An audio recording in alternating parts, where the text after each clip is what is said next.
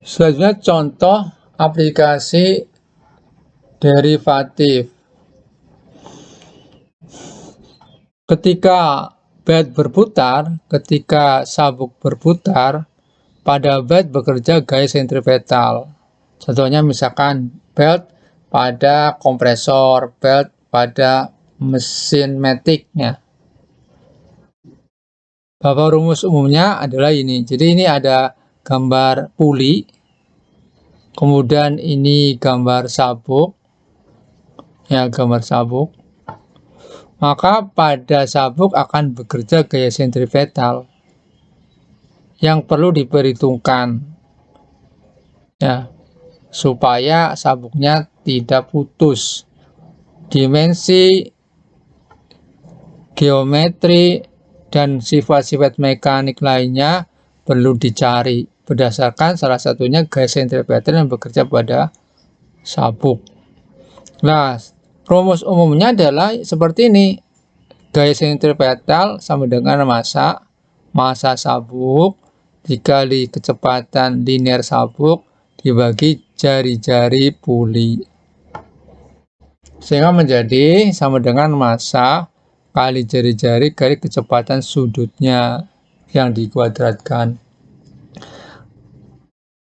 Rumus tersebut tidak dapat dipakai pada bed karena massa berupa tali melingkar, bukan partikel. Jadi massanya di sini berupa massa bed yang bergerak kontinu. Sedangkan rumus ini ya digunakan untuk partikel, ya massanya massa partikel. Sedangkan di sini kan yang untuk yang terpental itu kan bagian sini nih. Nah, bagian sini kan terpentalnya ke arah kiri, ke arah kanan. Nah, yang mau dihitungkan di summa sebesar ds. Dari sini ke sini yang berhubungan dengan tali, berhubungan dengan puli. Jadi gaya sentripetal ini akan bekerja kepada sabuk yang berhubungan langsung dengan puli. Kalau yang tidak berhubungan dengan puli, gaya sentripetalnya tentu tidak dihitung. Sedangkan masanya ini kan berputar kontinu. Ini kira-kira berapa ini masanya di sini ke sini begitu. Otomatis maka di sini perlu dihitung menggunakan turunan atau derivatif dan kemudian dilakukan integrasi. Massa ya dikalikan. Nah, jadi df itu massa dari sini ke sini nih.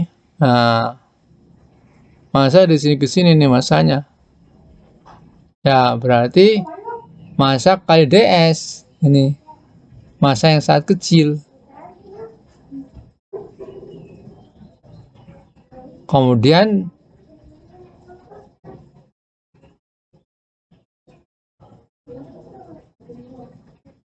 ds itu sama dengan sudut dikalikan dengan R. ds itu sudut dikalikan dengan R. ds ini sudut dikalikan dengan R. Karena di sini sudah ada R maka jadi R kuadrat. ds, nah ini yang dikasih sini. ds ini sama dengan sudut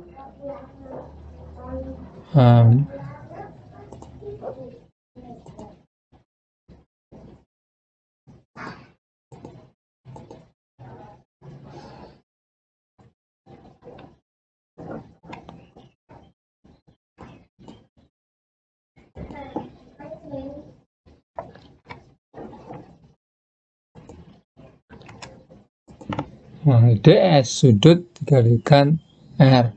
Nah, nih sudut di sini berarti D. Karena kecil ya. Ini.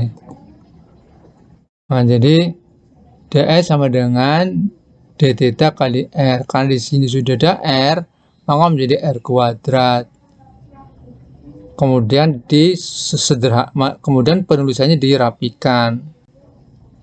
D theta-nya di belakang. Selanjutnya nanti didapatkan nilai F Ya, kalau diintegrasikan begini, maka menjadi F. Ini hilang, begini. Ini ya.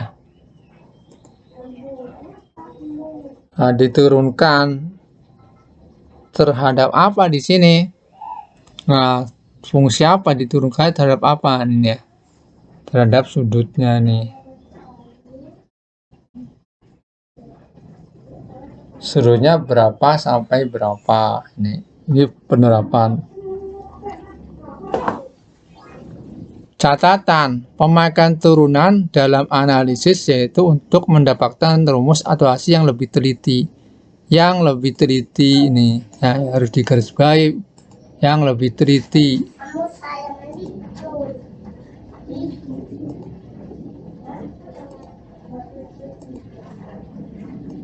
Seandainya susah dapat dengan cara biasa, tetapi hasilnya kurang teliti. Kalau susah, dengan rumus ini saja, tanpa harus melakukan proses penurunan. Dalam hal ini diperlukan faktor koreksi yang sesuai berdasarkan pendekatan eksperimen. Tapi perlu diberikan faktor koreksi sesuai dengan pendekatan eksperimen. Sebab kalau tidak, nanti bisa terlalu besar atau terlalu kecil sehingga tidak efektif. Seandainya kesusahan dalam menerapkan derivatif atau integrasi untuk menganalisis suatu persoalan, maka bisa dilakukan dengan cara pendekatan eksperimen.